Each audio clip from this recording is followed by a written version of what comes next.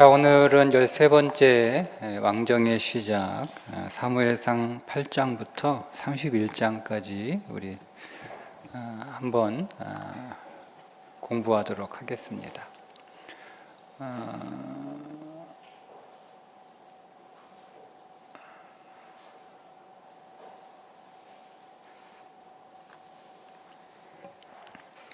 이스라엘 백성들이 그 사무엘이 늙고 또 사무엘의 아들들이 이렇게 보니까 변변치 않아요. 그래서 그 아들이 사무엘의 뒤를 이어서 사사가 되면 이제 그 500년 사사 시대의 그 불행했던 시간들이 끝나고 사무엘이 다스렸던 20년의 행복했던 시간이 계속 되어야 되는데, 이제 사무엘이 죽고 나면 그 아들들을 보니까 변변치 않으니까 다시 또 20년 뒤 그 불행했던 사사시대로 돌아가는 게 아닌가라고 하는 두려움이 백성들에게 생겼던 것 같아요. 그런데 다른 마땅한 선지자가 있는 것도 아니고 어떤 방법이 없으니까, 그러면 다른 나라들처럼 이제 우리도 왕을 세워달라, 다른 나라의 시스템을 도입하기로 그래서 사무엘에게 요구를 하게 되죠. 제사장 나라의 거룩한 시민으로 살기보다는 차라리 왕의 노예로 사는 것이 더 낫겠다, 이런 선택을 하게 된 거예요. 그렇지만 사무엘이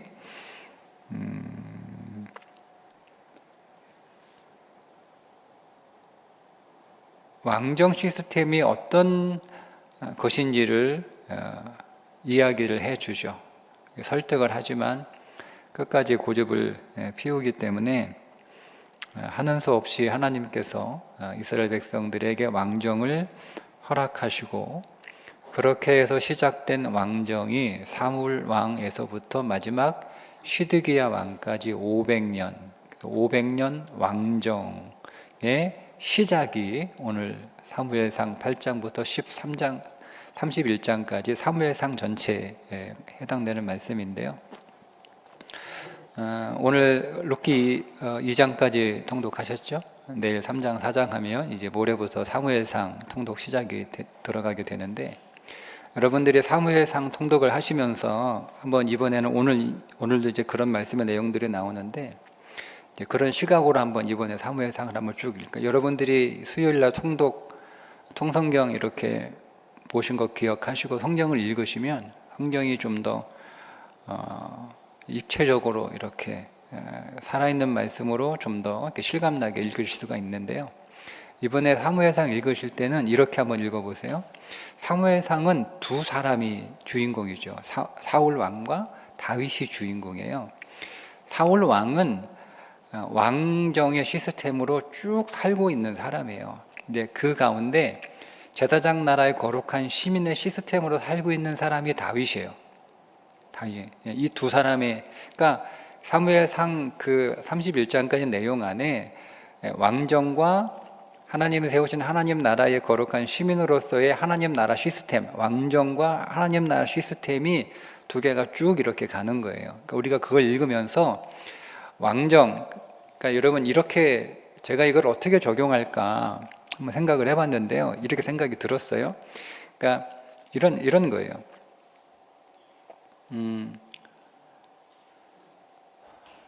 그 목회자의 자녀들을 이렇게 보니까 그 자녀들이 신앙도 좋고 생활도 잘하고 세상에서 출세하고 성공하고 잘 살면, 야, 우리도 목사님처럼 그렇게 목사님이 가르치는 대로 그 신앙의 원리를 따라서 우리 그렇게 살면 또 우리 잘 그렇게 키우면 되겠다, 이렇게 생각이 드는데, 만약에 목회자 자녀가 별 볼 일이 없어, 신앙도 별로 없고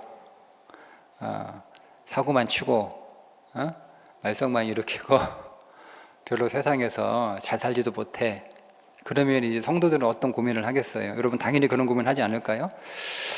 야, 목사님이 설교한 대로 그렇게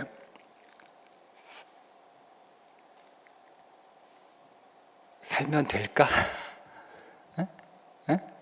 그런 생각이 들지 않아요? 그러니까 목회자 자녀가 여러분들이 보기에도 야 정말 성공한 인생이다 이런 삶을 살아가면 야 역시 믿음대로 살아가야 돼 이게 되는데 그렇지 않을 경우에는 믿음대로 살아가도 될까? 그러니까 이런 고민이 생기는 거예요. 여러분 당연히 그런 고민 생기지 않을까요? 그러니까 여러분 우리가 이 이스라엘 백성들이 왕정을 요구했다고 해서 그냥 싸잡아 놓고 이게 남 얘기처럼 잘못됐다 이렇게 해서는 안 되는 거예요. 그러니까 우리도 사무엘 시대에 살면 그들과 별다른 선택을 할 수밖에 없는, 그들과 다른 선택을 하지 않아요. 우리 거의 대부분의 사람들이 그런 선택을 하고 살아가요. 그렇잖아요, 여러분. 여러분들이 볼 거 아니에요. 여러분 볼 거 아니에요. 여러분들 우리 집 애들을 볼 거 아니에요. 그거 가지고 여러분들이 여러분의 신앙의 노선을 선택하는 거. 이게 함정이라는 거죠. 그래서 이제 그 함정에 빠진 거잖아요. 사무엘의 두 아들이 변변치 않으니까 야 이거 뭐 사무엘이 위대한 스승이고 훌륭한 선지자이고 정말 최고의 전무후무한 사람이거든요. 그는 사사이면서 선지자이면서 왕이었어요. 탁월한 사람이에요. 탁월한 사람이에요. 아주 탁월한 사람이에요. 근데 그의 두 아들은 그렇지 못한 거잖아요. 실망을 주는 아들이었거든요. 그러니까 그렇게 이렇게 저에게 적용해서 보면 충분히 나도 그런 선택을 할 수 있겠다. 나도 왜냐면 백성들은 행복한 삶을 살게 했는데 자기 자식은 그렇지 않은 것을 보면 그 사무엘이 죽고 나서 과연 저 두 아들이 우리를 사무엘 아버지처럼 행복한 삶을 우리에게 계속 이어갈 것인가 이런 회의를 느낄 거 아니에요. 그러니까 다른 나라에 대안이 없으니까 다른 나라의 왕의 시스템을 도입하려고 하는 생각은 저는 어쩌면 당연한 생각이었을 것이다 라는 거예요. 근데 그런 생각이 당연한 것과 선택은 다른 거예요. 그래서 그 사울 왕이 그 왕정 시스템으로 그 사울 왕이 뭐 자기들이 세운 왕이니까 나라 전체가 왕정 시스템으로 쭉 이렇게 나아갈 때 그 가운데 다윗은요 철저하게 하나님 나라의 시스템으로 삽니다. 그러니까 이 두 삶을 여러분 비교하면서 사무엘상을 읽어보시면 돼요. 사무엘하는 바뀌겠죠. 하나님의 나라의 시스템으로 다윗이 왕이 돼서 쭉 이끌어 나갈 때 왕정 시스템에 이미 길들여지고 그 맛을 들린 사람들이 계속 다윗의 걸림돌이 되는 거예요.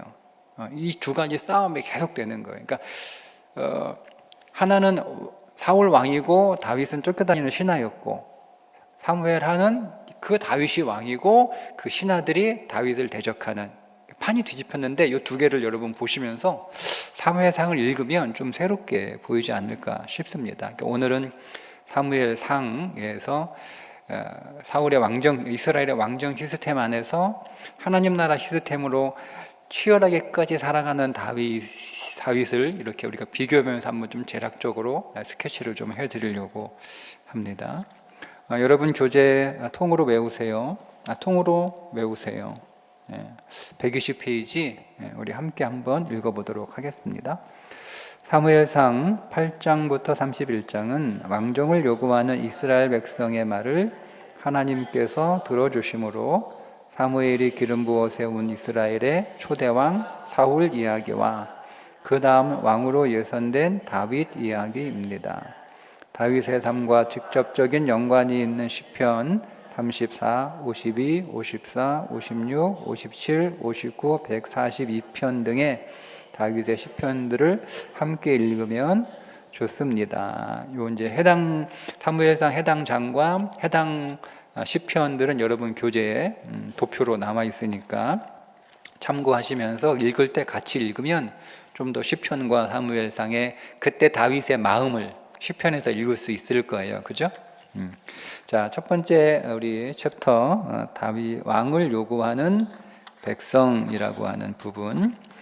자, 말씀드린 것처럼 사무엘 시대 때의 성과를 계속 유지하고 싶었겠죠. 행복한 시대를 계속 이어나가고 싶었겠죠. 그런데 사무엘 시대에 사울은 나이가 들어서 이제 곧 세상을 떠날 때가 됐고, 근데 그의 사무엘의 아들들은 악행하는 아들들이었으니까, 그러니까 말씀드린 것처럼 야, 이제 우리가 다시 그 500년 사사 시대로, 그 진짜 캄캄했던 그 시대로 또 돌아가는 게 아닌가, 그런 두려움이 생겼겠죠. 그래서 사무엘에게 제도 개혁을 요구해서 왕정으로 가자. 그렇지만 사무엘이 제사장 나라의 시스템을 좀 더 믿어달라, 좀 더 신뢰해달라, 이렇게 계속 설득을 하지만 백성들은 그 왕정의 요구를 포기하지 않습니다. 자, 이 3단계인데요. 하나님께서 이스라엘 백성들이 사무엘에게 왕정을 요구하니까 하나님이 너를 버린 게 아니고 나를 버린 것이다. 근데 사실 표면적으로는 그렇잖아요. 사무엘과 그의 자녀들을 보고 이게 믿op지 않으니까, 그러니까 이 사무엘의 20년의 그 시간이 사무엘의 시간이라고 착각한 거예요. 하나님의 시간이었는데, 하나님이 사무엘을 통하여 하나님의 시스템으로 사무엘이 그렇게 한 거지, 그거를 사람이 했다고 생각하는 거니까. 그러니까 여러분 보세요. 우리가 여러분 분명히 알아야 되는 게, 하나님의 말씀을 신뢰하는 거예요. 여러분, 하나님의 진리의 말씀을 신뢰하는 거예요. 하나님의 창조의 법칙, 하나님의 생명의 원칙을 신뢰하는 거예요. 그걸 사람이 운영하잖아요. 사람이 운영할 때 그 사람을 신뢰하지 마시고. 근데 이스라엘 백성들은 사람을 신뢰했단 말이에요. 그러니까 이 하나님 나라의 시스템은 누가 하든 상관없어요. 근데 이건 사무엘이 이거를 잘하니까 그의 아들들은 못할 거라고 생각을 해서 그 시스템을 버리겠다고 한 건데, 사무엘이 좀 상처를 받았겠죠. 그러니까 하나님이 말씀하신 게 너 버린 게 아니고 나 버린 거야, 이렇게 말씀을 하신다는 거예요. 이게 굉장히 중요한 부분입니다. 그래서 이제 사무엘을 통하여 왕의 제도가 어떤 것인지를 가르치라고 사무엘상 8장 9절부터 18절까지 쭉 이렇게 나오게 되죠.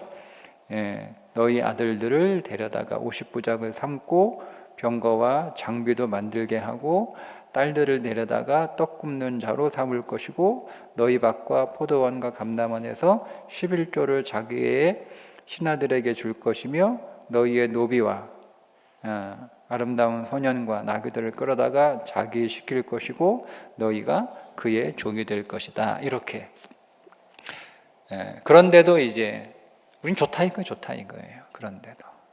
그래서 하나님이 그들의 말을 들어 왕을 세우게 허락을 하시죠.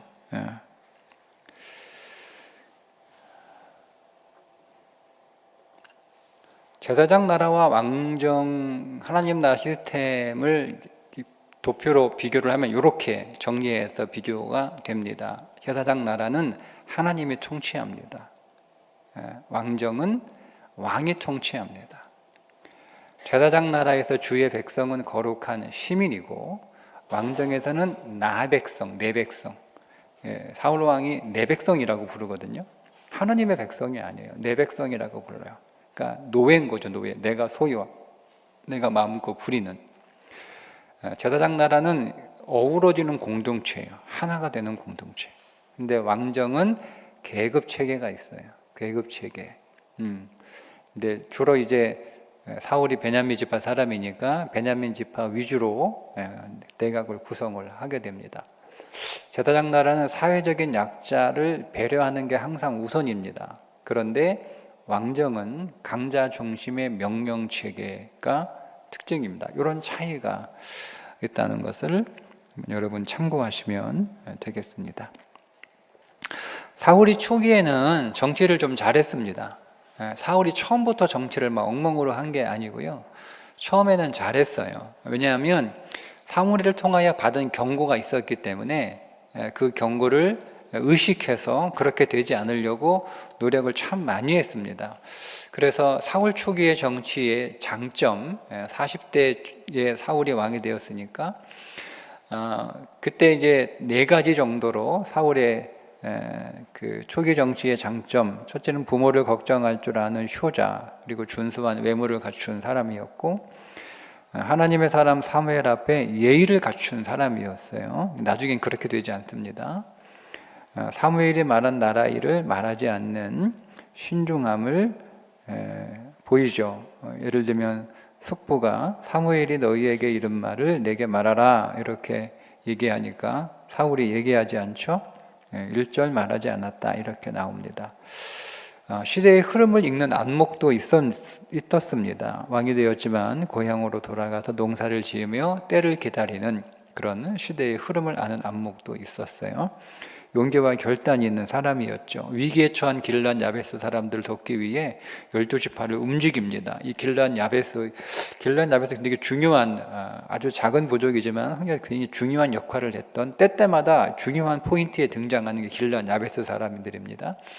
이 길란 야베스 사람들을 도왔기 때문에 이제 사울의 시신을 이제 길란 야베스 사람들이 도로 되찾아오는 그런 보온을 하게 되죠. 백성들이 하나같이 이 길란 야베스 사람을 돕기 위해서 12지파가 하나로 이렇게 연합하게 되는 그런 일을 하는. 그래서 이 처음에는 굉장히 왕으로서 잘했어요.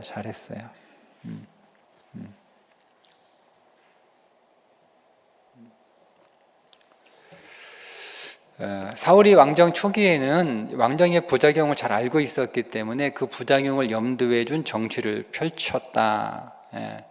예를 들면 사울의 등극을 싫어했던 사람들이 있습니다. 그런데 사울이 전장에서 승리하고 나니까 사울 반대한 사람 누구야? 나와, 다 나와, 다 없애버리자. 뭐 이렇게 사람들, 사울의 측근들이 사무엘에게 이르되 사울이 어찌 우리를 다스리겠느냐 한 자가 누구니까 그들을 끌어내서서 우리가 죽이겠나이다. 이렇게 하니까 사울이 이날에는 사람을 죽이지 못하리니 여호와께서 오늘 이스라엘 중에 구원을 베푸셨음이니라. 이렇게 좀 절제시키고 자기도 절제하고 이런 사울이었어요. 자, 그런데 문제는 뭐냐면 이 사울의 처음 마음이 계속 유지가 된 게 아니고 사울이 그 권력을 사유화하기 시작을 했다는 겁니다. 사울이 변합니다. 13장은 이게 사울의 권력의 사유화가 13장, 14장, 15장의 내용인데 13장은 사울이 왕이 된 지 2년밖에 되지 않았던 시점이에요. 그러니까 2년 만에 바뀐 거예요. 2년 만에. 오래 가지 않았어요. 2년이 지나고 나니까 사울은 하나님보다 누구를 더 두려워했냐면 이스라엘 백성들을 더 두려워해서 제사장 나라의 법을 지키지 않고 사무엘이 도착하지 않았음에도 불구하고 자기가 그 제사를 집례합니다. 그게 13장의 내용이죠. 자, 그리고 15장은 아말렉을 사무엘이 진멸하라고 명령을 했는데 그 명령에 순종하지 않고 아각도 살리고 그리고 재물들도 전리품도 챙기죠. 그래서 이 일로 인해서 사무엘을 통해 하나님은 사울을 책망하십니다. 왕이 하나님의 말씀을 버렸으므로 왕도 하나님을 버렸다라고 하는 청천벽력 같은 선언이 떨어지게 됩니다. 그 이유가 뭐냐? 더 이상 하나님이 허락하신 왕인데 백성들이 요구해서 세워진 왕이기 때문에 자기의 왕권이 백성들에게 있다고 생각을 한 거예요. 그래서 하나님보다 백성을 더 두려워하는, 그래서 외형적인 모습에만 신경 쓰는 그런 위선의 모습으로 사울이 변해갑니다. 그래서 하나님께서 사울을 왕으로 세우신 것을 후회하시고 폐위를 결정하시는 것이 15장 9절과 26절, 27절에 나오고 있습니다. 사울을 왕으로 세우신 것을 하나님께서 후에 하시고 이제 그 후임으로 다윗을 왕으로 예선하시는 내용이 사무엘상 16장과 17장의 내용이죠. 자, 근데 이 그 다윗을 예선하는 과정에서 우리가 말씀을 좀 보면 여러분 보시는 사무엘상 16장 2절과 4절 말씀인데요. 사무엘이 이렇게 말하는 거예요. 하나님, 사울이 들으면 나를 죽일지도 몰라요. 그러니까 여러분, 사무엘이 이런 얘기를 한다는 게 지금 상황이 어떻다는 거예요? 네? 아니 어떻게 사무엘을 죽입니까? 감히?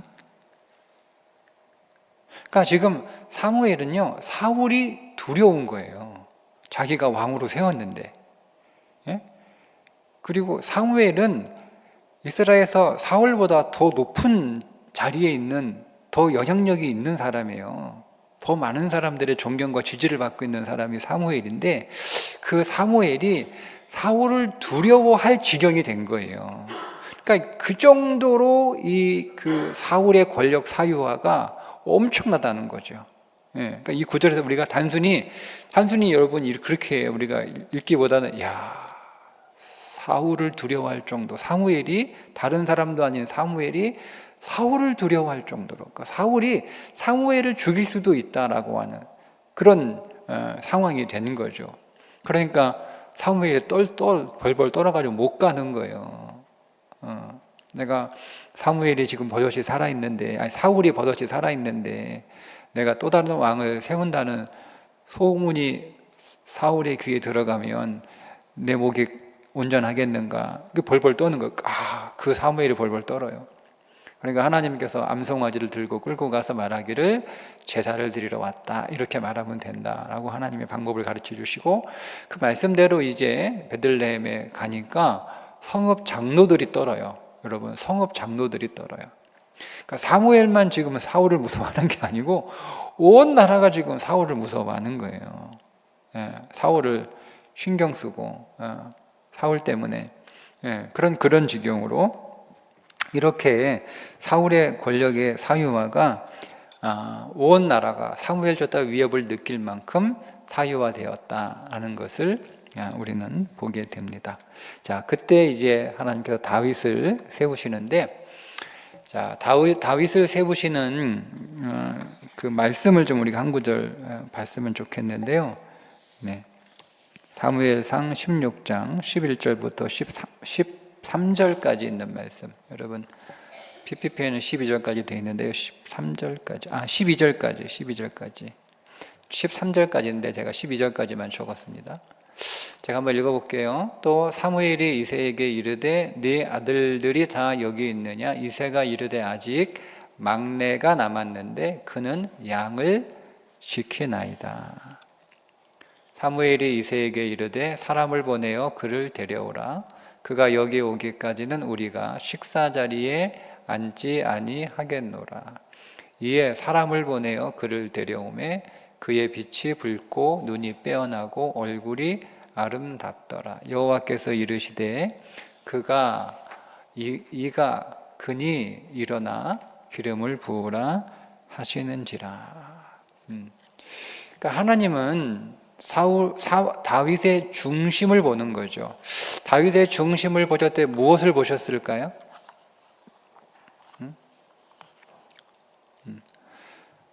시편에서 다윗이 어디에서 하나님께 뽑혔냐면 전양을 키우는 중에 다윗을 거기서 끌어내셨다라고 말씀을 하세요. 전양, 제가 몇 번 여러분 말씀드리는 내용인데요. 전양은 누가 키워요? 젖먹이 양은 누가 키워요?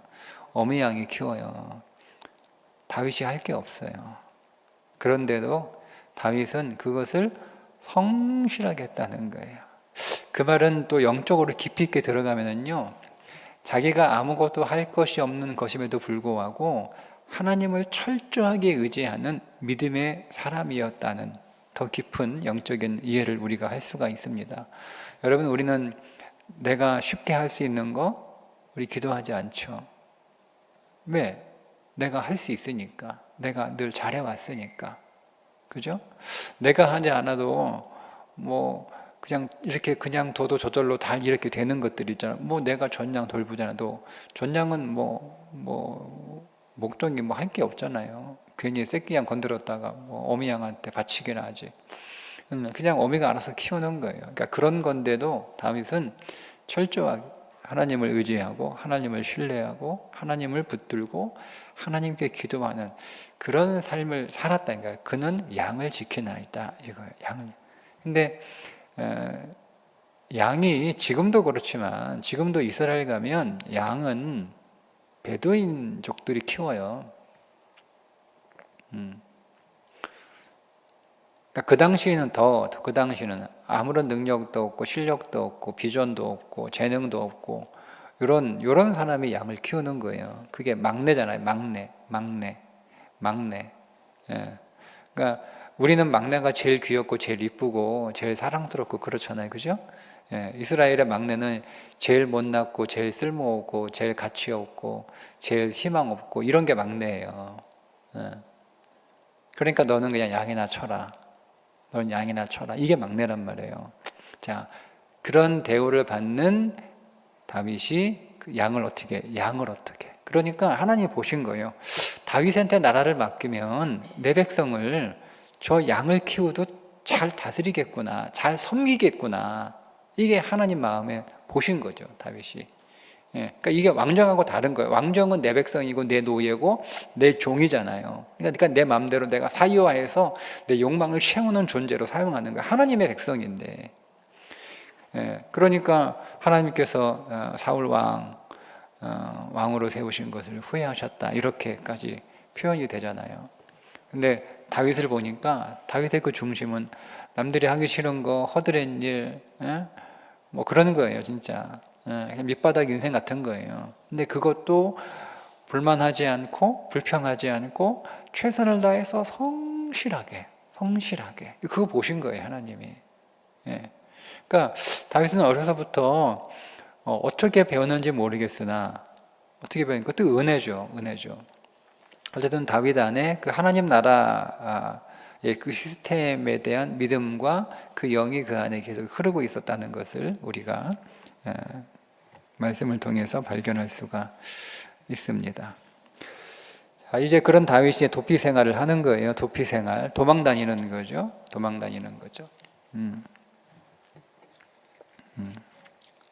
자, 다윗이 이제 골리앗과의 그 큰 승리를 걸리게 되고 그 승리를 통해서 이제 많은 백성들의 인기를 한 몸에 받는. 그래서 사울은 천천히고 다윗은 만만이다. 뭐 이런 칭송도 받게 되고. 그러니까 이제 이 사울이 시기를 하는 거예요. 당연히 시기를 하죠. 이게 왕노릇 하는 자들의 공통제인 거예요. 당연히 시기를 하죠. 그러니까 자기 아들 요나단이 다윗하고 친한 것도 싫고 심지어 그 아들을 저주까지 하잖아요. 사울이 얼마나 싫었으면 여러분 아들을 저주까지 하겠어요. 그리고 다윗을 숨겨주었던 높당의 제사장들을 다 몰살시키고 뭐 이런 일들이 일어나게 됩니다. 자, 이제 좀 비교가 된데요. 여러분 아까 말씀드린 것처럼 다윗의 상황과 그 다윗의 상황을 시로 적은 시편과 다윗의 상황에 해당되는 사무엘상의 기록들이 있어요. 여러분 교재 있죠? 여러분 교재 125페이지인가요? 125페이지에 보시면 그 표를 제가 그냥 그대로 갖다가 여기에 적어놨어요. 시편 51편은 사울이 사람을 보내어 다윗을 죽이려고 그 집을 지킬 때 지었던 시이고 사무엘 19장의 내용입니다. 그러니까 여러분 사무엘 19장 읽으실 때 59편 같이 읽으시면 좋고요. 21장 읽으실 때 34편 같이 읽으시면 좋고 22장 읽으실 때 52편, 24장 읽으실 때 57편과 142편, 23장, 26장 읽으실 때 54편 같이 읽으시면 다윗의 그때 감정이 어땠는지, 그때 마음이 어땠는지 우리가 그 성경에서 좀 더 입체적으로 볼 수가 있습니다. 좀 도움이 되겠죠? 자, 다윗의 도피 과정을 여러분 도표에 마찬가지로 125페이지에 도표로 나와 있습니다. 놉당, 사무엘상 21장 1절부터 9절, 블레셋 21장 10절부터 15절, 아둘람 굴 22장 1절부터 2절, 모압 22장 3절부터 5절, 엔게디 24장, 십광야 26장. 우리가 이제 작년에 사무엘상 22장까지인가 새벽기도 했어요. 그죠? 그리고 이제 누가복음으로 딱 6기와 누가복음으로 넘어왔고, 이제 그 1, 2, 3, 4월 달까지 누가복음 하는데요. 물론 5월 달에 뭐 사무엘상을 이어서 할지 모르겠지만 사무엘상 23장부터 이제 우리 새벽 큐티 할 텐데 뭐 5월이 될지 뭐 언제 될지 모르겠어요. 근데 그때 제가 기회가 되면 새벽 기도회 다 못하면 다윗의 광야 도피 장소를 가지고 설교를 할 거예요. 지금 준비하고 있어요. 여기 굉장히 여기 영적인 메시지가 있거든요. 이건 대략 여기 있는 거예요. 놉, 블레셋, 아울람굴, 모압, 엔게디, 십광야 뭐 쭉 있어요. 이 광야의 때의 그 주는 메시지가 다 있어요. 메시지가 놀라운 메시지가 있어요. 제가 준비하고 있으니까 여러분 그거 한번 읽어보시면서 다윗의 도피 여정들을 좀 보시면 될 것 같고요. 임명권자의 관점에서 본 사울과 다윗. 이제 이게 이제 사울과 다윗을 임명권자가 누구예요? 하나님이죠. 그 하나님의 시점에서 사울과 다윗이 어떤 사람이었는가를 좀 이렇게 26페이지에 여러분 도표로 나와 있습니다. 보면 되는데요. 소유에 있어서 사울은 사무엘이 세워놓은 두 가지 율법과 제사장을 자기 자신에게 종속시켜버립니다. 그래서 자기가 제사를 지내죠. 13장에서. 그리고 15장에서 하나님의 백성인데 내 백성이라고 불러요. 그러니까 하나님 나라가 자기 소유가 된 거예요. 하나님 나라가. 그리고 모든 일의 판단의 근거도 자기 왕권 유지 여부에 이게 도움이 되냐, 도움이 안 되냐가 판단하는 거예요. 그러니까 제사장들을, 놉당의 제사장들을 다 몰살시켜버리잖아요. 이게 사울 왕이에요. 근데 여러분 보세요. 다윗은요, 끝까지 임명권자인 하나님을 존중합니다. 그 대표가 뭐죠? 사울을 죽일 수 있는 기회가 2번이나 있었는데 사울의 옷자락을 자른 것 가지고도 크게 괴로워해요. 여러분 이게 그냥 사울이 마음이 착하다 그렇게 성경 읽으시면 안 되고, 다윗이 그렇게 읽으시면 안 되고, 다윗이 그만큼 철저하게 하나님 나라의 마인드로 살아갔다는 거예요. 다윗이. 그러니까 다윗에게 항상 중요한 건 하나님. 그러니까 그 하나님이 세우신 시스템, 그 하나님이 세우신 질서, 그 하나님이 세우신 원칙들을 그런 끝까지 지키려고 애를 썼던 사람이에요. 이게 다윗의 고민이었고, 이게 다윗의 뭐였어요? 고난이었어요. 여러분, 다윗이 하나님 나라를 지키려고 하지 않았으면 광야에서 그 가족들 고생시키고 자기도 10년 동안 그 고생할 필요 없어요. 고생할 필요 뭐 있어요? 자기를 만만이라고 부르는데 사울을 천천히라고 부르고. 그러니까 다윗이 인기가 사울의 10배 인기가. 여론조사하면 10배로 나오는 거예요. 10배로. 그러면 지금 왕이 돼도 왕이 될 수 있는 사람이에요. 그게 다윗의 영향력이에요. 근데 하나님이 비록 사울을 왕으로 세우신 것을 후회하셨지만 어쨌든 그가 하나님이 왕으로 세우신 어쨌든 왕이잖아요. 그러니까 하나님이 폐위하시기 전까지는 자기가 거기에 대해서 일절 어떤 것도 할 수 없다는 것을 지키려고 애를 썼기 때문에 그 고난을 한 거예요. 그러니까 여러분, 다윗이 했던 그 고난은 어떤 면에서 자기가 충분히 피할 수 있는 그런 고난이었지만 그가 그 고난을 피하지 않았던 이유는 한 가지예요. 한 가지. 힘이 없어서가 아니에요. 한 가지예요. 그것이 하나님이 세우신 원칙을 지키는 것이기 때문에 그 하나님을 존중하는 거예요. 그 하나님이 세우신 하나님의 선택이고 하나님의 섭리고 하나님의 일하심이고 하나님의 역사이기 때문에 그것이 이렇게 드러날 때는 나라가 고생하고 있는 거잖아요. 표면적으로 보면 여러분, 이 나라가 얼마나 고생해요. 사울 왕 때문에 자기 욕망으로 그 나라를 지금 막 좌지우지하고 있는데, 그러니까 이게 백성들도 옆에서 막 부추기는 거예요. 당신이 왕이 돼야 돼. 당신이 왕이 돼야 돼. 당신이 왕이 안 되는 건 당신은 그건 책임 회피하는 거야. 뭐 이렇게까지 말하지 않았을까요? 예? 그냥 우리가 한번 여러 가지 생각을 해보세요. 예. 근데 다윗은요, 하나님이 세우신 하나님의 임명권을 존중하기 때문에 그 광야에 힘들고 괴롭고 고통스럽고 그 고생스러운 그 삶을 살아가는, 이게 다윗이에요. 그러니까 여러분, 하나님의 권위를 하나님의 그 존재를 우리가 여러분 존중하고 그거를 여러분 경외한다는 게 이게 말처럼 쉽지 않아요. 그러니까 우리는 다윗을 읽으면서 하나님을 경외하는 삶이 어떤 것인지, 다윗은 얼마든지 당장 내일이라도 그는 그 삶에서 벗어날 수 있어요. 당장 내일이라도. 그리고 그럴 수 있는 기회가 그 광야에서 2번이나 있었단 말이에요. 2번이나. 그러니까 다윗은요, 끝까지 다윗은 끝까지 하나님 나라의 시스템, 그 시스템으로 살아가려고 몸부림쳤던 사람이에요. 그게 다윗이에요. 우리 그거를 좀 사무엘상 읽으시면서 여러분 좀 그 부분을 좀 주의 깊게 유심히 보셨으면 좋겠어요. 자, 그러면 사울의 측근들은 누구냐? 자기 정권 유지를 위한 측근들, 이제 베냐민 지파들 사람들을 많이 등용하거든요. 당연히 자기가 베냐민 지파 사람이니까 자기 지파 자기 사람들을 많이 등용을 하게 되는 거예요. 근데 다윗은 뭐요? 빚지고 원통하고 이런 사람들, 가난한 자, 빚진 자, 원통한 자, 이런 사람들이 다윗의 측근이었어요. 그러니까 완전히 다른 거예요. 우리가 이런 인명권자의 관점에서 다윗을 그리고 사울을 좀 볼 필요가 있습니다.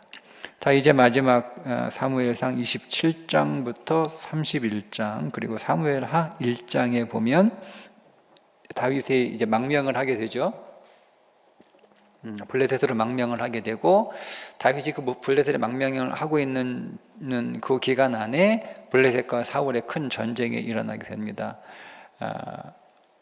다행히도 그 전쟁에 다윗이 참여할 뻔했으나 하나님의 은혜로 다윗이 그 전쟁에서 빠지게 되죠. 물론 그로 인해서 시글락에 있었던 그의 모든 가족들이 포로로 끌려가고, 그로 인해서 그 아말렉이 쳐들어와서 그로 인해서 이제 그 아말렉을 추적하는 과정에 부솔 시내가에 머무르고 있는 사람들이 생겨나게 되고, 그 남은 사람들이 이제 목숨을 건 전투를 통해서 도로 빼앗긴 가족들과 사람 다 도로 찾아오게 되고, 그때 이제 끝까지 전쟁에 참여했던 사람들이 중간에 주저앉은 부솔 시내가의 사람들에게 쫓아내라 이렇게 얘기하잖아요. 그죠? 그게 사울 왕의 마인드예요. 쫓아내라고 한 사람들이. 사울 왕의 마인드. 그러니까 다윗은 거기에서 마지막 시험이거든요. 우리가 싸웠냐? 하나님이 싸우신 거지. 우리 능력으로 이긴 거냐? 하나님의 능력으로 이긴 거지. 우리의 수고로 찾은 거냐? 하나님이 찾아주신 거지. 전쟁에 참여한 자나 참여하지 않은 자나 똑같다. 이게 다윗의 마지막 시험이에요. 이게 하나님 나라 시스템이에요. 사울 왕이었으면 그렇게 했겠죠. 그죠? 근데 그러던 사이에 이제 사울은 블레셋과의 전쟁에서 결국 스스로 목숨을 끊는 최후를 맞이하게 됩니다. 사무엘상 31장 4절과 5절의 말씀인데요. 그가 무기를 든 자에게 이르되 내 칼을 빼어 그것으로 나를 찌르라 할례 받지 않는 자들이 와서 나를 찌르고 모욕할까 두려워하노라. 말은 여러분 그럴싸하죠. 그죠? 하나님의 백성이 할례 받지 않는 이방인들의 손에 죽는 건 모욕이고 하나님께도 모욕이고 하나님의 영광 가리는 거고 말은 좋잖아요. 그죠? 네, 잘 보세요 여러분.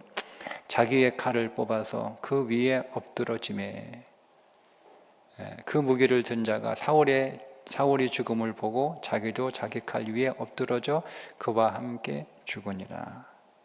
여러분 여기서 뭐가 느껴지십니까? 사울은요 철저하게 자기가 주인 되는 삶을 살아요. 마지막까지. 그는 죽음조차도 자기가 소유합니다. 그러니까 자기가 왕노릇하는 거예요. 이게 왕정이라는 거예요. 이게 왕정. 그러니까 왕정이라고 하는 것은 성경 안에서 하나의 국가 시스템이 아니라 우리 안에 내가 왕노릇하고자 하는 나의 육신의 본성인 거예요. 내가 왕노릇하는 거죠. 우리가 이제 누가복음 새벽에 보고 있는데 우리 안에 예루살렘에 예수님이 들어오셔서 우리 안에 처리할 5가지 항목들이 나오잖아요. 예수님의 권위를 부정하는 거, 예수님의 소유를 부정하는 거, 예수님의 통치를 부정하는 거, 그죠? 이게 처리돼야 되는 거예요. 우리 안에 그런 본성이 어디까지 있는 거예요? 예루살렘 안에까지 들어와 있는 거예요. 그러니까 우리의 신앙 안에 요 5가지가 있는 거예요. 우리가 이제 아직 다 보지 않았으니까. 그러니까 그 가운데 하나가 하나님의 통치를 거부하는 거잖아요. 내가 왕노릇하는 거, 내가 왕노릇하고 싶은 거예요. 끝까지 모든 것들을 다, 심지어 자기의 죽음조차도 자기가 선택하고, 자기의 죽음도 자기가 왕노릇하는, 이게 사울 왕의 이야기라는 거죠. 그러니까 다윗은 그렇지 않아요. 다윗은 그렇게 따지면 다윗은 100번도 더 죽었겠다. 다윗은. 그러니까 이게 달라요. 그러니까 여러분 이 사울과 다윗을 이렇게 보면서 그냥 인물과 인물, 육신으로 윤리로 도덕으로 이렇게 보지 마시고 사울 왕은 철저하게 왕정 시스템을 추구하며 살았던 사람이라는 것, 여러분 그 기준에서 그 사람이 어떤 삶을 살아가고 어떤 선택을 하게 되고 그 선택의 결과가 어떤 것인가를 보시면 되고요. 끊임없이 하나님 나라 시스템을 추구하며 살았던 다윗이 그것 때문에 어떤 고난을 하는지, 다윗이요 왕이 되었을 때 다윗의 측근이었던 사람들이